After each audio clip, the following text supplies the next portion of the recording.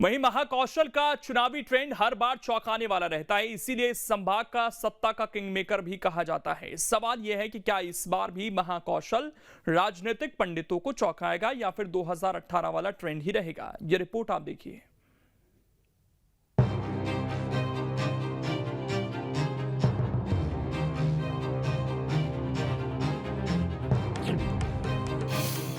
महाकौशल के ट्रेंड पर क्यों है नजर?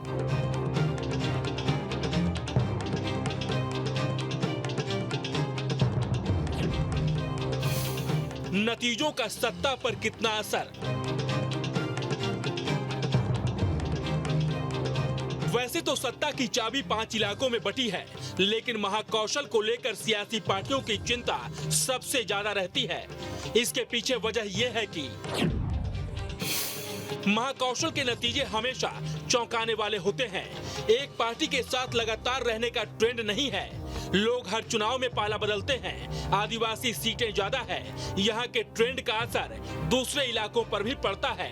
दूसरे इलाकों के आदिवासी प्रभावित होते हैं, इसीलिए पार्टियों की नजर इस पर ज्यादा रहती है। 2018 में महाकौशल और खासकर आदिवासी सीटों पर बीजेपी को बड़ा झटका लगा था, इसीलिए बीजेपी को सत्ता से बाहर होना पड़ा था।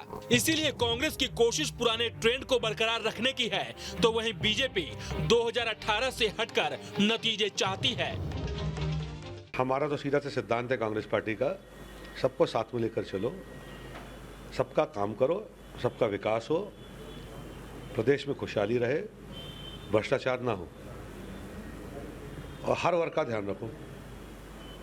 चाहे महाकौशल हो, चाहे विंध्य हो, चाहे मालवा और निमाड़ हो, चाहे चंबल हो, चाहे ग्वालियर हो, चाहे बुंदेलखंड हो, चाहे बघेलखंड हो, सब जगह कांग्रेस पार्टी प्रचंड बहुमत से जीतेगी।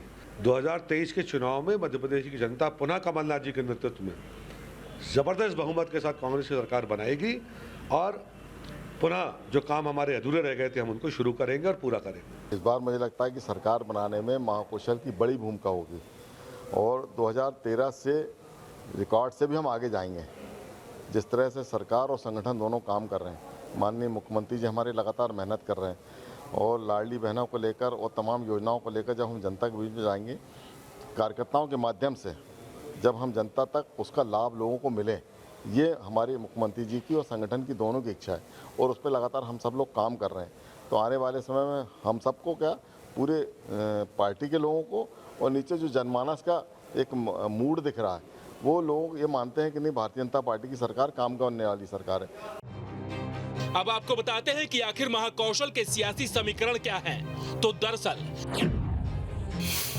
महाकौशल में विधानसभा की 38 सीटें हैं। 2018 से पहले बीजेपी की एक तरफा जीत होती रही है। 2008 में बीजेपी को 31 सीटें मिली थी, 2013 में 24 सीटें मिली थी, जबकि 2018 में सिर्फ 13 सीटें मिली।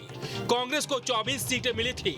संभाग में कुल 8 जिले हैं, 8 में से 5 जिले आदिवासी बाहुल्य हैं। 2018 में आदिवासी जिलों में बीजेपी को बड़ा झटका लगा था। हालांकि कांग्रेस के लिए 2018 के प्रदर्शन को दोहराना चुनौती भरा काम है, क्योंकि संभाग में संघ की सक्रियता बढ़ी है।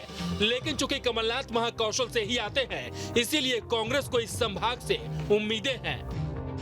ये ऐसा है कि बीजेपी जो है पिछले चुनाव के आंकड़ों से थोड़ी घबराई हुई है, क्योंकि पिछले चुनाव में 38 में से 24 सीटें कांग्रेस को मिली थी और 13 ही बीजेपी को मिली थी और 1 निर्दलीय था। उसके बावजूद बीजेपी जो है यहाँ फोकस बहुत ज़्यादा की हुई है और बीजेपी अभी हाल ही में जैसे 20 तारीख को यहाँ पर एक बड़ा कार्यक्रम शिवराज सिंह कर रहे हैं लाडली बहना का, उसमें 1 लाख महिलाएँ जुटाने की कोशिश है और ऐसे ही कार्यक्रम अभी चलते ही रहेंगे। छिंदवाड़ा पे भी फोकस आप देख ही रहे हैं कि लगातार वहाँ मोदी से लेकर के अमित शाह की सभाएं हुई हैं, जो कि एक अपने आप में अजूबा है कि छिंदवाड़ा जैसी जगह पे जहां कांग्रेस का वर्चस्व है, इतना फोकस दे करके क्या हासिल होने वाला है।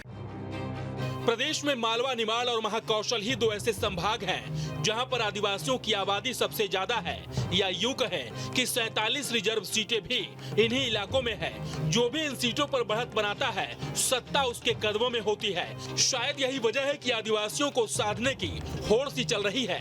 पिछले कुछ महीनों में आदिवासियों को साथ लाने के लिए कई कार्यक्रम हुए। इस रेस में कांग्रेस और बीजेपी दोनों शामिल है।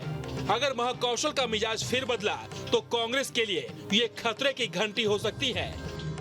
मध्य प्रदेश में सत्ता की कुर्सी का रास्ता महाकौशल के गलियारों से होकर ही गुजरता है। यही वजह है कि बीजेपी और कांग्रेस लगातार महाकौशल को फोकस पर रखे हुए हैं, क्योंकि महाकौशल में आदिवासी भी आता है। 2018 के बाद कांग्रेस ने महाकौशल को भरपूर प्रतिनिधित्व दिया था, बीजेपी ऐसा नहीं कर पाई। यही वजह है कि बीजेपी के शीर्ष नेता लगातार महाकौशल पर अपनी नजर बनाए हुए हैं। लेकिन देखना यह होगा कि 2018 के चुनाव परिणामों के बाद 2023 के चुनाव परिणामों में महाकौशल कितना असर डालता है। Durgesh Kumar, team news state. अब इसमें खबर तो यह है कि महाकौशल में छोटे दल भी सक्रिय हैं। आदिवासी सीटों पर समीकरण बदल सकते हैं, इसलिए बड़े दल संभाग में ज्यादा अलर्ट दिख रहे हैं।